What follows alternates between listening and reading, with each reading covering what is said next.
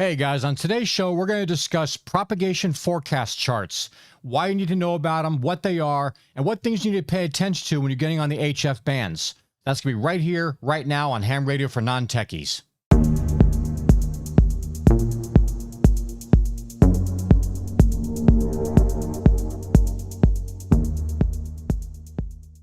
Welcome back, guys. My name is Scott. My call sign is KI5NPL, and I run the Ham Radio for Non-Techies website and the YouTube channel. So today we're going to be discussing the propagation forecast charts. Now, you may have seen these things online.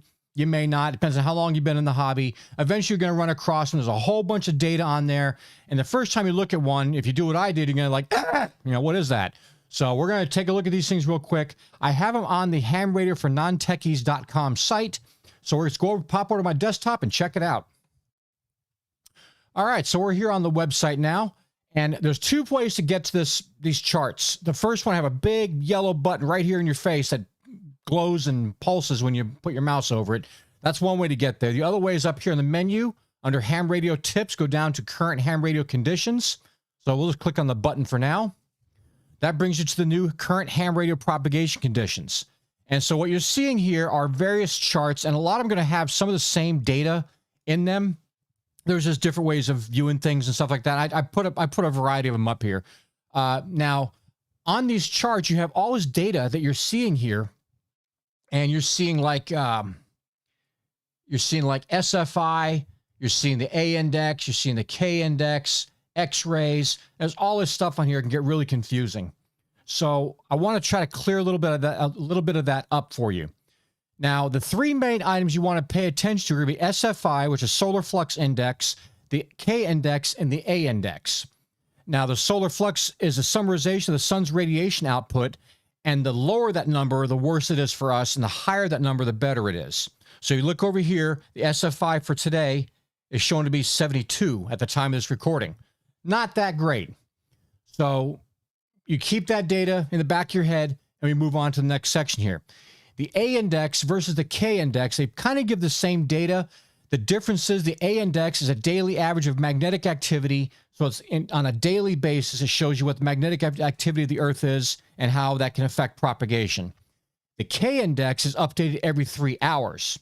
So again, with these things, the lower the numbers, the better it is, as opposed to SFI, where the higher the numbers, the better it is. So on here on our chart, look here, we have an A index of 5, which shows to be quiet, and a K index of 4, which is shown to be active. So utilizing this stuff can help you to figure out what you can expect when you get your radio fired up and you're getting on the different bands. Now, another little thing I wanted to show you is down here on this section. Whoops, sorry. I have another chart down here. Now, this chart has things to show you what the band conditions are currently, or what the band conditions are going to be like. So if you look down this chart, 80 to 40 meters during the day is poor. At night, it does get better, obviously. So it'll show fair tonight. 30 meters to 20 meters is fair during the day, fair at night with the current conditions. 17 meters down to 10 meters is showing poor. It's because we're still at the bottom end of the solar cycle right now. So utilize these things, and it'll help you to figure out what you can expect when you get on the air. I wanted to have these up here for you guys because I'm constantly adding more stuff to the site, and I want to make it plain and simple and easy to look at. So that's why I had the little key for all these different charts you're looking at. And I'm only focusing on these three things. I know there's other data in there, but these three things are the ones that we're really going to just want to focus on. And somebody can correct me if you think you need to have, if you need to pay attention to more stuff, but I just think that confuses everything. You pay attention to SFI, K index, A index, and look down here and see what the current conditions are for those different bands. I think you're in business. So you guys feel free to utilize this on the website. I'm constantly adding more stuff to the site and trying to keep it fresh. Let's go back to my desktop real quick. So as you know, on this channel, I try to give you guys the straight dope. I don't try to screw around. If you want to read the backstory on how these things came about and what they're for and all the history of it, You can go to ARRL.org. There's plenty of other sites out there that would love to drown you in tons and tons of paperwork. I want to give you guys a straight dope. Here's the information you're looking for. Here's how to utilize it. Go have fun on the radio.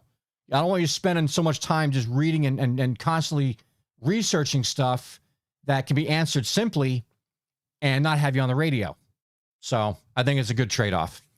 Anyway, guys, if you're new here and you like this video, please give me a thumbs up and consider subscribing and clicking on the little bell, and that'll notify you when I do new videos. Until then, guys, my name is Scott. My call sign is KI5NPL. This is Ham Radio for Non-Techies, and we are clear.